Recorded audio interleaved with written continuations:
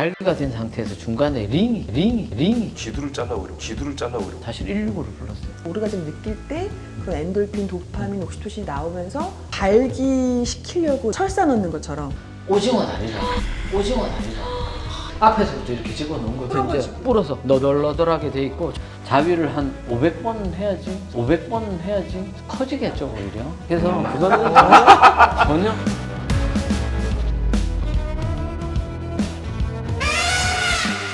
남자애들도 자위할 때 예전에는 막 엄마들이 막 기겁하셨잖아요. 근데 요즘에는 오히려 물티슈 좋은 거 사주시고 클리스트 두꺼운 거 사주시고. 요즘 엄마들은 그런가요? 실제로- 저희 어머니가 이 방송을 보셨으면 좋겠네.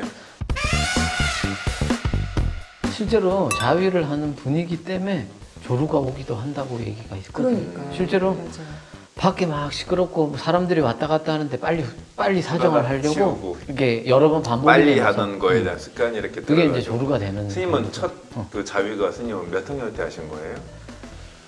첫 자위도 책으로 하신 거예요? 아시면서 왜 자꾸 물어봐?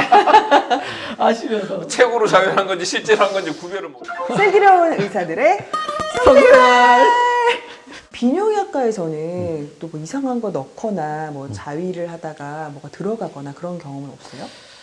갑자기 이제 밤에 응급실로 환자가 오셨는데 발된 상태에서 중간에 링이 끼어져 있었어요. 그러니까 귀 쇠. 음경에. 그렇죠. 음경 중간 부분. 그러니까 사실은 자위를 하고 이렇게 하다가 주위에 이제 링 같이 쇠로 된 링이었는데 링을 잡아서 이제 크기가 비슷하니까 그냥 호기심에 이렇게 넣었대요. 넣었는데 더 발기가 되니까 거기는 쪼이고 앞에는 더 발기가 되고 이게 안 빠지니까 처음에는 그 바늘을 꽂아서 이렇게 피를 뽑고 해도 사실은 너무 이게 풀 발기가 돼 있어서 쉽지가 않아서 사실 119를 불렀어요.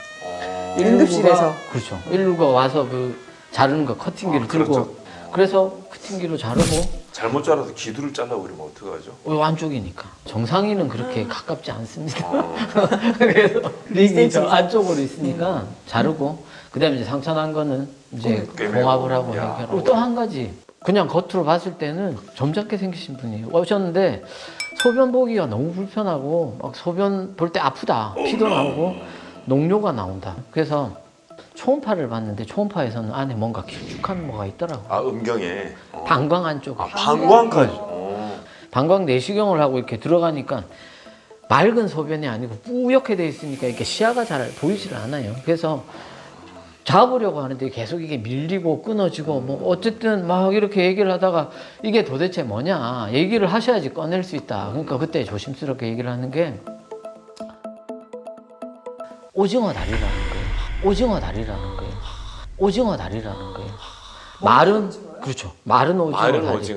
오징어 다리가 오징어가. 한 2, 3일 지나면서 이제 불어서 너덜너덜하게 돼 있고 이제 빨판이나 이런 거는 이렇게 빼고 앞에서부터 이렇게 집어넣은 거예요. 그래서 나중에 이제 왜 그걸 넣으셨냐 얘기를 했더니 혼자서 이제 술을 한잔하고 이렇게 앉아 있는데 성기 쪽을 보다가 요즘 발기도 좀 잘 안 되고 그래서 자기 생각에는 이게 우리 피부랑 비슷하기도 하고 좀 어떤 의미에서는 단단하기도 되게 하고. 안타깝다. 그렇죠. 네네. 단단하기도 하고 이래서 요도에다가 셀프로 넣어놓으면 해보신 거죠. 그렇죠. 어쨌든 이래저래 좀 시도를 이게 하신다. 단단해지지 않을까 이런 생각을 발기시키려고 넣으신 그렇죠. 거예요? 이게 우리가 철사 넣는 것처럼. 그렇죠. 근데 그렇게 오징어 다리가 방광에 있으면 사실 이 방광에서 염증이 엄청 생기잖아요. 아주 심하죠. 그럼 이게 올라가서 사실 신장 쪽, 그럴 수 있죠. 그렇죠. 신장 쪽까지 염증이 퍼질 수 있는 요관을 거잖아요. 타고 올라가면 신우신염이나 이런 신우신염 것도 생기는 위험할 거죠. 수 있죠. 네, 남자 자위에 대한 속설들이 꽤 있잖아요. 네. 네. 자위하면 근손실이 온다. 맞나요? 자위를 하면 단백질이 차지하는 비중이 2%에서 6%밖에 안 돼요. 그만큼의 단백질의 손실로 뭐 근손실이 올 정도면 자위를 한 500번 해야지 손실. 근데 그거보다는 우리가 예전에 팔뚝이 굵은 애가 보면 쟤는 자위를 많이 했구나. 그래서 두 개가 한번 너무 해본 적이 차이가 없어요. 나면 책에서 본 거거든요. 아이고, 책에서. 선생님도 책에서 보신 팔뚝이 거잖아요. 두 개가 너무 차이 나면 야 양쪽 손 번갈아 가면서 해. 뭐 이런 그렇죠. 얘기를 하게 되거든요. 남자들끼리. 그렇죠. 근손실이 오기 전에 이쪽 근육이 더 커지겠죠 오히려. 그래서 그거는 전혀 슬기로운 의사들의 성생활. 그럼 아까 말씀하시는 것 중에 자위 많이 하면 조루증에 걸릴 확률은 있나요? 그렇죠. 그게 아까 얘기한 것처럼 밖에서 뭐 그러니까 급한 환경 빨리 사정을 끝내려고 자위를 자꾸 하다 보면 그게 익숙해지다 보면 사정 시간이 빨라지겠죠. 그러면 지루증은요? 그렇죠. 그게 반대 네. 얘기인데 자위 때문에 사정이 잘 안 되는 경우도 있어요. 그게 어떤 의미냐면 악력이 여자의 질 수축력보다 훨씬 세기 때문에 아무것도 별 생각 없이 이제 손으로 자위를 하다 보면 점차 더 강도를 주게 되고 손에 세게 악력을 주다 보면 나중에 실제 관계 때는 여자 질 수축에는 별로 감각을 못 느낄 수가 있어요. 그러면 적절한 횟수와 시간은 어떻게 돼요? 그래서 생물학적으로 봤을 때는 3일에 한 번 정도가 적당하지 않을까. 나이에 상관없이. 근데 나이가 들면 점점점 힘이 떨어지죠. 붙이죠. 저 같은 경우 30일에 한 번 정도가 적절한 것 같아요. 그건 개개인 차가 있겠죠. 아니, 근데 매일 해도 그래도 건강에 나쁜 건 아니지 않아요? 매일 하면 조금 그거는 체력적으로 남자는 어려울 체력적으로 수가 있고. 힘들어요. 20대는요? 20대는 한 일주일 정도는 버틸 수 있겠죠. 너무 자주 하는 자체 우리가 그거를 예전에 뭐 100m 달리기를 하는 것보다 훨씬 더 체력이 더 든다라고 얘기를 하거든요.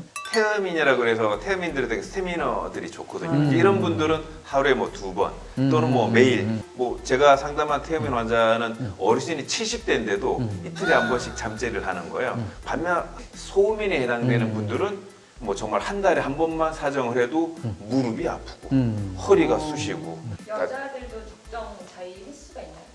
자위 중독만 아니면 그건 괜찮은 거죠. 그러니까 본인의 이 자위 때문에 다른 경제적 활동을 못하는 게 그러니까 그게 아니라 여자랑 남자랑의 조금 차이기도 해요. 네. 그러니까 남자는 사정을 하면서 그거를 임신을 시키고 이런 거 부분이 생물학적이라면 여자는 멀티 오르가즘도 가능하고 사실은. 그렇죠. 손실되는 부분이 없잖아요. 남자는 사정한 게 뭐가 나가는데 그렇죠. 여자는 그런 게 없고 오히려 그 자위했을 때 그 오르가즘 느낄 때 그런 엔돌핀, 도파민, 옥시토신이 나오면서 오히려 면역 기능도 향상이 되고 그리고 되게 잠도 잘 오고 긴장도 완화되고 좋은 효과들이 있다는 거죠. 그래서 아침에 샤워할 때 여자들은 자위하는 경우가 많아서 그렇죠. 하루를 좋게 기분 그래서 아까 네. 기구들을 보면 다 이렇게 방수가 되는 거 이런 게 다 그런 효과가 있는 거지. 이게 네. 이게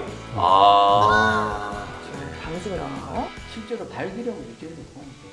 자위가 자위가 몸 자체가 거기에 혈류를 계속 풍부하게 만들어줘서 음경 해면체나 발기 환경을 도와주도록 하는데 자위를 자주 하는 게 오히려 음경 해면체의 환경을 더 좋게 만들어주기 본인 체력에 따라서 또 유지를 그래서 잘하시면 자위는 절대 나쁜 건 아니고 몸에 훨씬 유익할 수 있다.